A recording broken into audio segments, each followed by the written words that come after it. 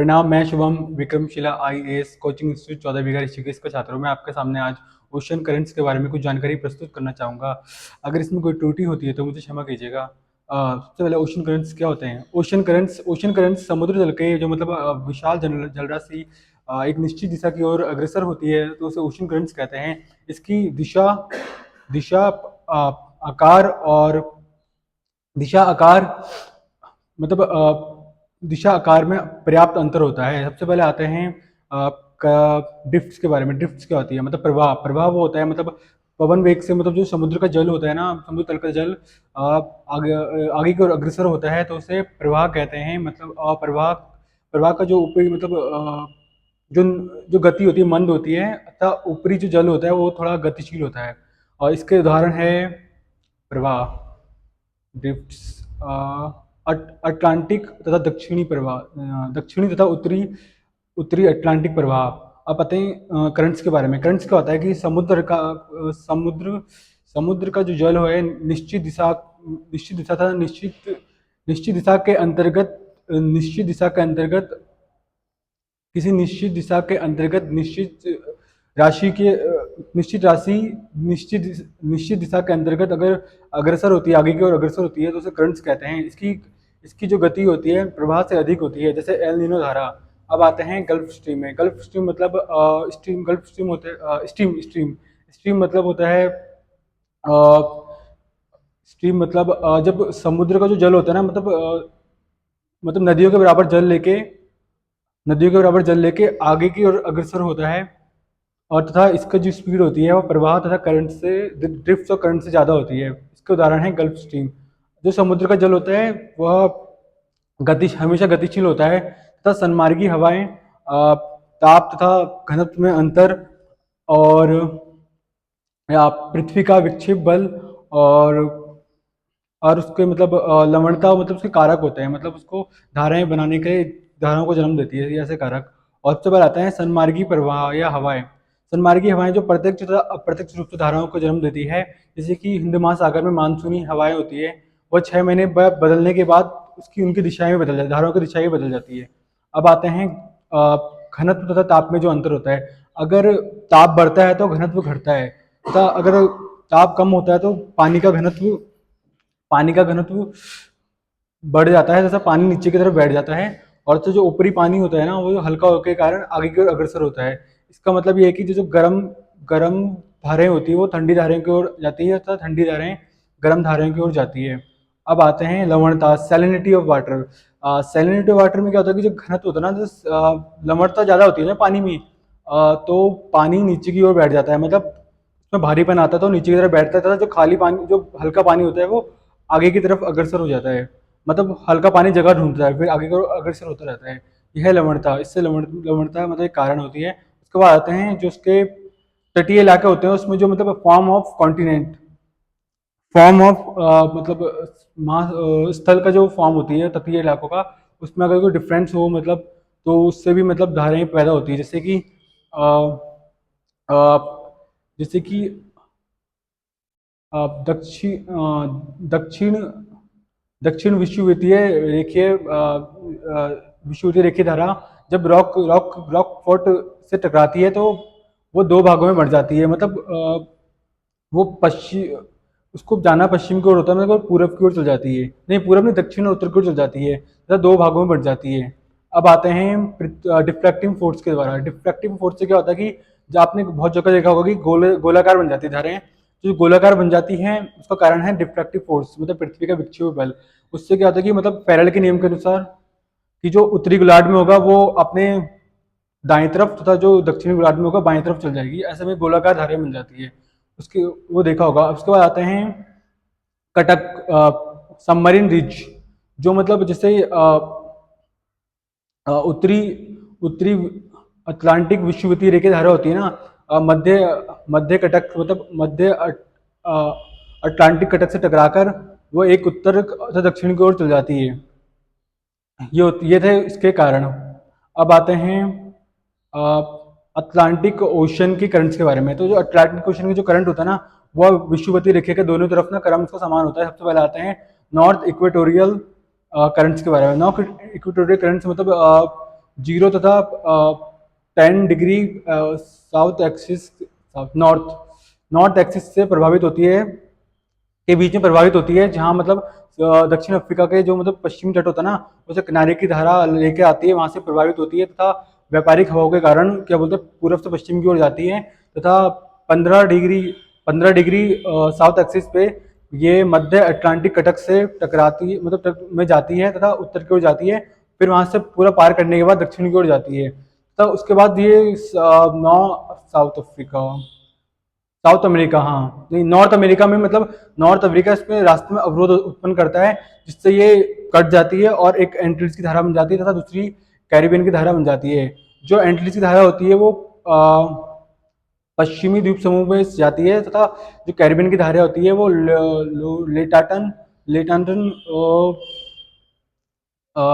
Channel में चल जाती है। अब आते हैं गल्फ स्ट्रीम के बारे में। गल्फ स्ट्रीम होती है मैक्सिको की खाड़ी से स्टार्ट होती है, निकलती है तथा 15-20 डिग्री साउथ एक्सिस में निकलती है और ये उत्तरी पश्चिम की ओर मतलब उत्तर पश्चिम की ओर यूरोप में 70 डिग्री एक्सिस में मतलब यूरोप के तट पे जाती है और तक जाती है और क्या बोलते हैं अ, ये बहुत ही विस्तृत होती है, इसकी इसकी धाराओं के मतलब विस्तृत है तथा बहुत जगह के जलवायु को प्रभावित करती है। इसमें जो 3 धाराएं सम्मिलित है वह फ्लोरिडा, गल्फ स्ट्रीम और उत्तरी अटलांटिक प्रवाह।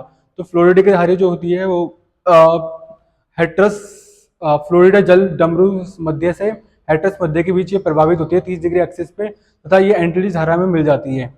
अब आते हैं गल्फ स्ट्रीम के बारे में। गल्फ स्ट्रीम जो करंट है वो गर्म करंट है, फ्लोरिडा का भी गर्म है। गल्फ स्ट्रीम क्या बोल जब फ्लोरिडा की धारा हेट्रस हेट्रस द्वीप से ग्रांड ग्रांड लैंड के बीच में जा प्रभावित होती है तो जो एंटीज वो आह, वह गल्फ स्ट्रीम कहलाती है। मतलब और ना जो ऊपर की जो ठंडी वो होती है धारा और नीचे का जो वॉल होता है गर्म, वो उससे मतलब सीधा जाने के लिए वो मजबूर कर देता है, मतलब वो करता है फोर्स कर देता है, वो सीधे जाती है। उसके बाद आते हैं उत्तरी अटलांटिक प्रवाह के बारे में। उत्तरी अटलांटिक प्रवाह क्या है?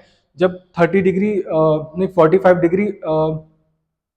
डिग्री नॉर्थ एक्सिस तथा 45 डिग्री उत्तरी अक्षांश तथा 45 डिग्री पश्चिम अक्षांश पे मतलब गल्फ स्ट्रीम की ना 2 शाखाओं में बढ़ जाती है, मतलब कई शाखाओं में बढ़ जाती है। तो इसमें जो ये उत्तरी अटलांटिक प्रवाह कहलाती है। उत्तरी अटलांटिक प्रवाह उत्तर दिशा की ओर जाते हुए उत्तर पूर्व की ओर जाती है, उत्तर पूर्व की ओर जाती है और उत्तर पूर्व की ओर क्या बोलते हैं सबसे पहले ये नॉर्वे के तट से जाते हुए नॉर्वे के सागर में मिल जाती है तो नॉर्वे की धारा कहलाती है। उसके बाद ये आइसलैंड के दक्षिणी से जाते हुए आइसलैंड में जाती है तथा इरमिंगर की धारा कहलाती है। और जो तीसरी धारा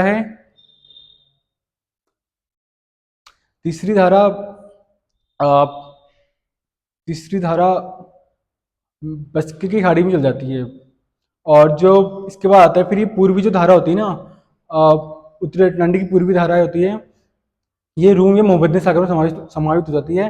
दूसरी धारा रेमल की धारा में जाती है, रेमल की धारा बन जाती है तो फिर ये उपशाखाओं में बढ़ जाती है। जो सबसे पहले उपशाखा में होता है क्या कि बोलते हैं उपशाखाओं में पहले इंग्लिश चैनल चल जाती है, दूसरी शाखा मतलब विपरीत हो जाती है तो वो उत्तरी अटलांटिक विषुवतीय रेखा में धारा में मिल जाती है। जो तीसरी धारा है ना उसकी किनारे की धारा कहलाती है। मतलब किनारी मतलब ये स्पेन स्पेन के तट से होते हुए दक्षिण अफ्रीका के पश्चिमी तट में जाती है और किनारे की धारा कहलाती है। ठंडी धारा होती है किनारे की धारा। और जो किनारे की धारा होती है ये मेडिटेरेनियन तथा कैप्ट के बीच में प्रभावित होती है। यह उत्तरी अटलांटिक का ही एक प्रवाह है जो उष्मा खोया हुआ होता है और विस्तृत प्रवाह होता है उत्तरी अटलांटिक का। किनारे की बात है लेब्राडोर की धारा। लेब्राडोर की धारा होती है जो ऊपर से मतलब बेरिंग नहीं लेब्राडोर की धारा होती है, मतलब लेब्राडोर की धारा होती है ना वो हाँ ग्रीनलैंड की बैफिन की खाड़ी से निकलते हुए हाँ ग्रीनलैंड के जो पश्चिम में है बैफिन की खाड़ी से निकलते हुए दक्षिण की ओर आती है। और एक ठंडी धारा है लेब्राडोर के पाटाहार से होते हुए आती है तथा ये गल्फ स्ट्रीम में मिल जाती है। इसको लेब्राडोर की धारा कहते हैं। इसके बाद आते हैं साउथ इक्वेटोरियल करंट्स के बारे में। साउथ इक्वेटोरियल जो करंट होता है ना वो 0 तथा 20 डिग्री दक्षिण अक्षांश में मतलब दक्षिण अफ्रीका, हाँ, हाँ दक्षिण अफ्रीका तथा उत्तरी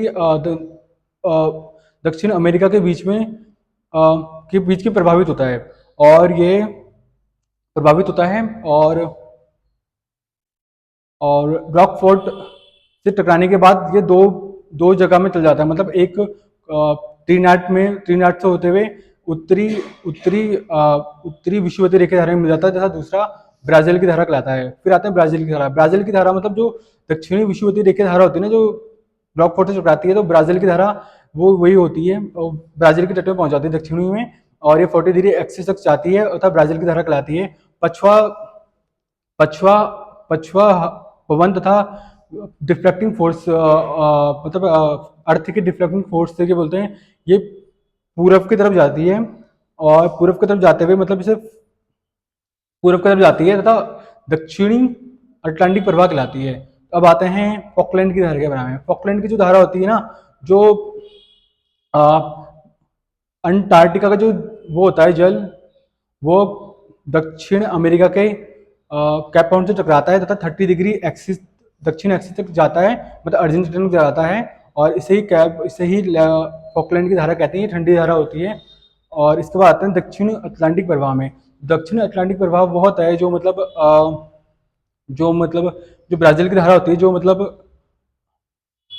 पछवा प्रवाह पवन तथा डिफ्लेक्टिंग फोर्स के कारण जो मतलब वो हो जाती है, पूर्व दिशा की ओर जाती है ना, ठंडी होती है, मतलब ये धारा, उसी को मतलब दक्षिण अटलांटिक प्रवाह कहते हैं।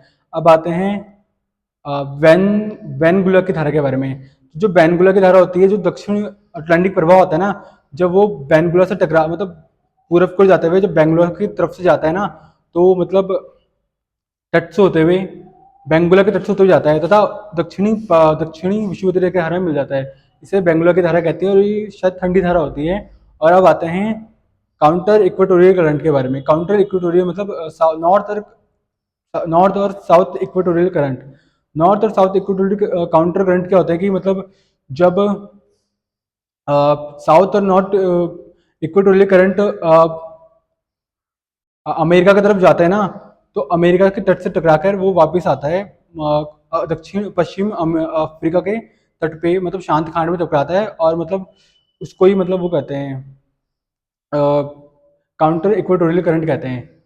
और अब आते हैं हम प्रशांत महासागर की धाराओं के बारे में। जो पैसिफिक ओशन की करंट्स होते हैं, वह मतलब इनके बहुत ही विस्तृत हैं, तथा इनके जो क्रम होते हैं वो दोनों तरफ ऊपर जो साउथ और नॉर्थ में इनके क्रम मतलब अलग अलग होते हैं। ये अटलांटिक से थोड़े इनके जो विस्तृत हैं। और सबसे पहले आते हैं नॉर्थ इक्वेटोरियल करंट के बारे में, मतलब जो पैसिफिक ओशन का है, जो मतलब मैक्सिको के जो तट से ना, मतलब मैक्सिको के तट से पूर्वी द्वीप समूह की ओर जो धारा बहती है ना, वो गर्म धारा बहती है, उसे नॉर्थ इक्वेटोरियल करंट कहते हैं। तथा क्योंकि जो विषुवतीय रेखा के पास जल होता है ना, वो गर्म होता है, क्योंकि लंबवत गर्म होता है, तथा दाब के कारण ना, मतलब जो व्यापारिक हवा होती है उन्हें पश्चिम से पूरब की ओर भेजती है। तथा क्या होता है कि ताइवान के पास में कई शाखाएं मिल जाती है। पहली जो शाखा होती है क्यूरोशिवो होती है, तथा दूसरी जो शाखा होती है वो काउंटर करंट होती है, मतलब वो दक्षिण की तरफ मुड़ जाती है। अब आते हैं क्यूरोशिवो के बारे में। तो क्यूरोशिवो है ना, वो गल्फ स्ट्रीम की तरह ही है, जैसा अटलांटिक में गल्फ स्ट्रीम है, वैसी क्यूरोशिवो है पैसिफिक में। जो क्यूरोशिवो है वो बहुत ही विस्तृत है। क्यूरोशिवो सबसे पहले है कि क्यूरोशिवो जो उत्तरी विषुवतीय के धारा है पैसिफिक ओशन में। जो क्यूरोशिवो है ना, फिलीपींस के द्वीप से होते हुए जब ताइवान के द्वीप तथा जापान के द्वीप में पहुंचती है, तो वो क्यूरोशिवो की गर्म गर्म धारा कहलाती है। और अब आते हैं सुशिमा धारा के बारे में। सुशिमा धारा क्या होती है, जो क्यूरोशिवो होती है ना, वो जब जापान के पूर्वी तट मतलब पश्चिमी तट पे 30 डिग्री एक्सिस पे शायद वो होती है, वो 30 डिग्री एक्सिस तक बहती है, तो वो सुशिमा की धारा कहलाती है। इसके बाद आते हैं उत्तरी प्रशांत प्रवाह के बारे में। जो उत्तरी प्रशांत प्रवाह होती है ना, पछुआ हवा के कारण, जब ये उत्तरी पछुआ हवा के कारण जो क्यूरोशिवो होती है ना, वो पश्चिम पूर्व की तरफ मूव करती है। तो मतलब 110 डिग्री पश्चिमी देशांतर पे ये दो शाखाओं में बन जाती है। तो एक शाखा इसकी दक्षिण में चल जाती है, और दक्षिण में जाते हुए ये एक ना हवाई तथा अमेरिका के द्वीप के बीच में चल जाती है। और एक उसको प्रति कुरोशिवा कहते हैं। और एक जो दक्षिण में जाती है तो वो दो भागों में चल जाती है, एक है कैलिफोर्निया की धारा और एक बस्की की खाड़ी में चल जाती है शायद। और जो साउथ में जाती है उसे बोलते हैं अल यूशियन की धारा। अल यूशियन की धारा है ना, वो एक अलास्का में चल जाती है और एक शायद अलास्का में और एक अलास्का में और एक शायद भूमध्य सागर में चल जाती है। नहीं, बेरिंग्स नहीं, बेरिंग में चल जाती है। बेरिंग ट्रीटी में, जल डमरू में। अ, अ, जो कैलिफोर्निया की धारा है वो ठंडी धारा होती है। और जो कैलिफोर्निया की धारा ठंडी धारा होती है, मतलब ये एक वही है जो मतलब उत्तरी प्रशांत प्रवाह का वो है। उत्तरी प्रशांत प्रवाह का वो होता है, क्या बोलते हैं, जो पूरब की तरफ आता है वहां से भटक जाती है। और अब आते हैं ओयोशिवो की धारा में। ओयोशिवो की धारा होती है बेरिंग जल संधु से आती हुई, बेरिंग जल डमरू से आते हुए, बेरिंग सागर से आते हुए और दक्षिण की तरफ आते हुए, दक्षिण तरफ आते हुए कुरोशिवा से मिल जाता है बेरिंग ओयोशिवो की धारा। अब आते हैं दक्षिण विषुवतीय रेखा धारा जो पैसिफिक ओशन में होती है। दक्षिण विषुवतीय रेखा जो धारा होती है पैसिफिक ओशन में, वह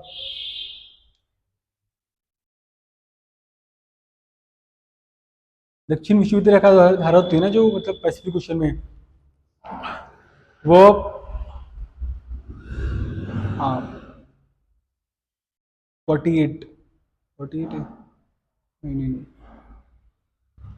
दक्षिण विषुवतीय रेखा धारा, हाँ व्यापारिक हवा के कारण जब मतलब व्यापारिक हवा के कारण जब दक्षिण अफ्रीका तथा अमेरिका के बीच में हवाएं चलती है तो मतलब वो पूर्व से पश्चिम की ओर बहती है। दक्षिण विषुवतीय रेखा धाराएं, तो इसको दक्षिण विषुवतीय रेखा धाराएं कहते हैं। मतलब इसके बाद आती है दक्षिण विषुवतीय हो गया। अब आती है पूर्वी ऑस्ट्रेलिया की धारा। पूर्वी ऑस्ट्रेलिया की जो धारा होती है, पूर्वी ऑस्ट्रेलिया की जो धारा होती है ना, वह दक्षिण विषुवतीय रेखा धारा की जो मतलब पूर्व पूर्व से पश्चिम की ओर आती है तथा ये गर्म धारा होती है। और अब आते हैं हम एल नीनो के बारे में। तो एल नीनो मतलब नहीं, एल नीनो से पहले है पेरू की धारा या हमबोल्ट। हमबोल्ट हमबोल्ट क्या होता है, जो दक्षिणी प्रशांत प्रभाव होता है ना, वो जब ना दक्षिण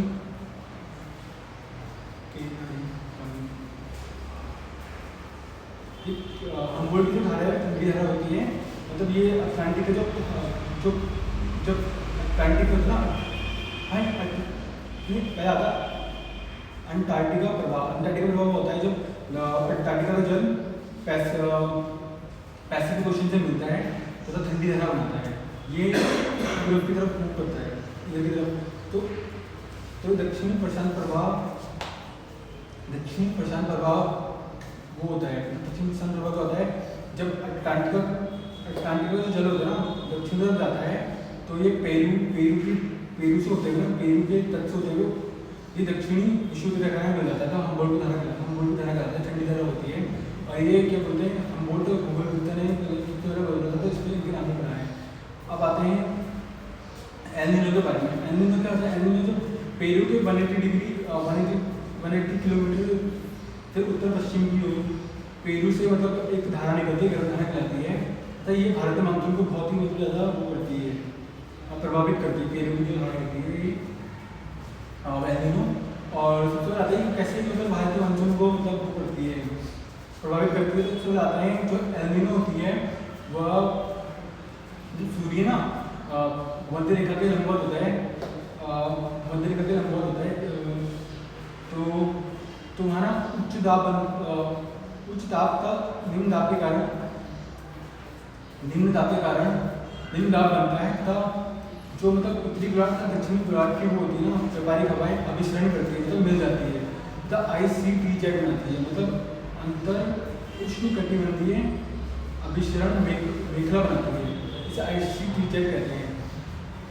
और जब जब क्या बोलते हैं 20-30 सितंबर होता है, जब सूर्य उत्तर से दक्षिण को जाता है ना, दक्षिणी गोलार्ध में, तो क्या बोलते हैं दक्षिणी गोलार्ध में ना, दक्षिणी को जाता है पेड़ के नीचे साथ, ये दक्षिण की ओर मतलब बाईं तरफ चला जाता है, बाईं तरफ चला जाता है, मतलब बाईं तरफ जाता है पेड़ के नीचे साथ। मतलब वहाँ पे क्या बोलते हैं, क्या बोलते हैं और जो ICTZ बनता है वहाँ पर भी। और ये क्या बोलते हैं, ये वही है मतलब ये ना ठंडी पेड़ की ठंडी हवा से मिल जाता है, दक्षिण पर जाता है पेड़ की ठंडी हवा से मिल जाता है, तो वहाँ ना वो उत्पन्न होता है ठंडा जल, गर्म जल मिलता है, तो वहाँ एक कोरा सा वो होता है, मतलब 14 वो ऐसे कुछ बोलता है, ऐसे फोटो मतलब कुछ जगह उत्पन्न हो जाता है, तो वहाँ मछलियाँ बहुत ज़्यादा होती है, मगर पानी गहरा होता है तो उसमें मछली नहीं हो पाता। तो यहाँ पर जल का जो वो होता है ना, टेम्परेचर 14 फ़ारेनहाइट बढ़ जाता है, इसे समुद्र का फीवर भी कहते हैं। तो एल नीनो जब दिसंबर आता है, तो दिसंबर मकर संक्रांति के पश्चात जो पेरू की धारा है ना, ये क्या बोलते हैं मार्च में ना वहाँ पहुँच जाती है, हिंद महासागर पहुँच जाती है, तो ये कैल्विन की धारा कहलाती है। जब कैल्विन की धारा कहलाती है तथा जब हिंद महासागर में ना कर्क रेखा में आता है ना, तो क्या बोलते हैं उत्तरायण हो जाता है जब सूर्य, तो कर्क रेखा में लंबवत होता है सूर्य, तो हिंद महासागर है, यहाँ पर क्या बोलते उच्च ताप का न्यून ताप के कारण यहाँ पर भी ICTZ हो जाता है, मतलब अंतर उष्ण कटिबंधीय बनती है, अभिसरण मोखरा हो जाती है, तो इससे मानसून अच्छा होता है, मतलब वही ICTZ बनता है। मगर क्या होता है कि जो एल नीनो आता है ना, तो एल नीनो इस मानसून को प्रभावित करता है, एल नीनो इस मानसून को प्रभावित करता है, तब मानसून को हटा देता है पूरा। मगर जब क्या बोलते हैं ICTZ के जब तो एल नीनो वो होता है ना, एल नीनो जब एल नीनो नहीं आता तो मतलब मानसून प्रभावित नहीं होता। मतलब कभी बार क्या होता है कि ना जो थार का मरुस्थल से संवहन वेव्स तथा हिमालय के फ्लोरिडा मतलब जो था वो होती है हवाएं, तब तिब्बत के जेट गर्म उष्ण होती है ना, वो ना हिंद महासागर में उतरती है, तो उच्च ताप उत्पन्न करती है, उच्च ताप तथा न्यून ताप उत्पन्न करके मतलब उसको एल नीनो को नगण्य कर देती है। जिस दिन जब ये मतलब 4-5 साल के अंतराल में आता है एल नीनो, और जब एल नीनो नहीं आता तो ला नीनो आता है, कहते हैं कि ला नीनो आता है। अब आते हैं हिंद महासागर की धारा के बारे में। जो हिंद महासागर की धारा होती है ना, वो मतलब क्योंकि स्थल मंडल में बहुत ज़्यादा है, उत्तरी महाद्वीप में स्थल मंडल ज़्यादा है, तो हिंद महासागर की जो धारा होती है ना, वो मानसून प्रभाव के साथ चलती है, मतलब जिससे मानसून प्रभाव की धारा बदलती है, पवन बदलती है, वैसे उनकी धारा बदलती है। तो ये दो भागों में है। सबसे पहले आता है मानसून धारा है, मतलब वेरिएबल या मानसून करंट, और दूसरा है परमानेंट करंट। जो मानसूनी करंट है वो उत्तरी विषुवत रेखा में होता है, मतलब उत्तर की तरफ होता है हिंद महासागर के, और इनमें जो करंट होता है वो करंट ना मानसूनी की हवाओं पवनों के कारण मतलब बदलता रहता है, इससे उधर जाएगी तो उधर जाएगी, इससे उधर जाती है। और जो परमानेंट होती है उनकी जो करंट होती है वो समान रहता है, दक्षिण की तरफ समान रहती है, दक्षिण की वो रहती है, मतलब दक्षिण हिंद महासागर रहने लगती है। इनके एग्जाम्पल्स हैं मोजाम्बिक हैं, और मेगास्कर है, और पश्चिम ऑस्ट्रेलियन धारा है, जो कि ठंडी धारा होती है। सबसे पहले आते हैं उत्तर पूर्व हिंद महासागर की धारा के बारे में। तो जो ये शरद काल में होती है, शरद काल में मतलब जो मानसूनी हवाएं पूर्व से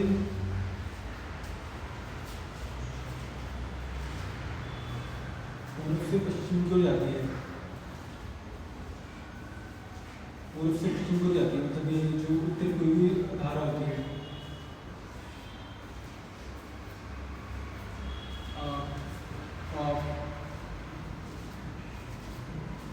इसे उत्तरी पूर्वी भी कहते हैं। उसके बाद आते हैं दक्षिण पश्चिम धारा के बारे में। दक्षिण पश्चिम की धारा होती है वो दक्षिण से पश्चिम की हो जाती है। मतलब जो मानसून होता है ना दक्षिण से पश्चिम की हो जाता है, वो होते हैं ग्रीष्म ऋतु में। अब आते हैं विपरीत विपरीत विपरीत विपरीत धारा के बारे में, जो बोलते हैं हिंदुस्तान महासागर का विपरीत धारा है। विपरीत धारा होती है विपरीत धारा होती है ना, वो शीत ऋतु में होती है, शीत ऋतु में होती है। और ये ग्रीष्म ऋतु में ये खत्म हो जाती है तरह। अब आते हैं पैसिफिक हिंद महासागर की दक्षिणी धारा के बारे में। दक्षिणी धारा होती है ना, वह 10 से 15 डिग्री दक्षिण एक्सिस में मतलब वो होती है, इनका प्रभावित होती है तथा दो भागों में बढ़ जाती है। जब मेगास्कर द्वीप में जाती है ना तो उसकी दो भाग में बढ़ जाती है। एक कहते हैं मोजाम्बिक में, मोजाम्बिक चरण में जाती है तथा एक मेगास्कर के दक्षिणी भाग में होती हुई चल जाती है।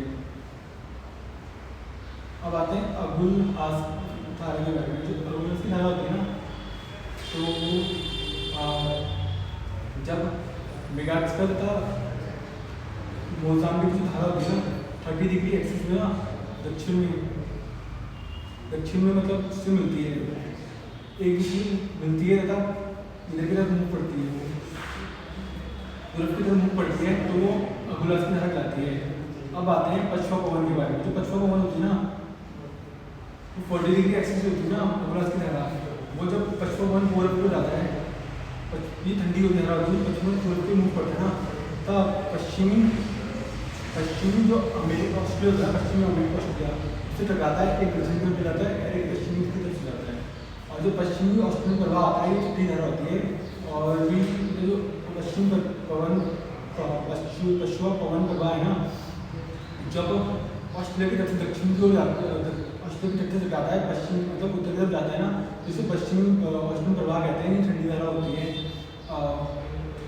और जो ये धारा होती है ना, ये मतलब बहुत प्रभावित करती है, मतलब किसी भी स्थल के टेम्परेचर को। जैसे ठंडे इलाका होगा तो ठंडे गर्म जाएगी तो वहाँ के टेम्परेचर को बहुत प्रभावित करती है। और वहाँ ठंडे मतलब गर्म बना के रखती है, गर्माहट बना के रखती है। तो कहीं कहीं भी मत्स्य करने के लिए भी अच्छी होती है जो यहाँ पर धारा होती है। धन्यवाद।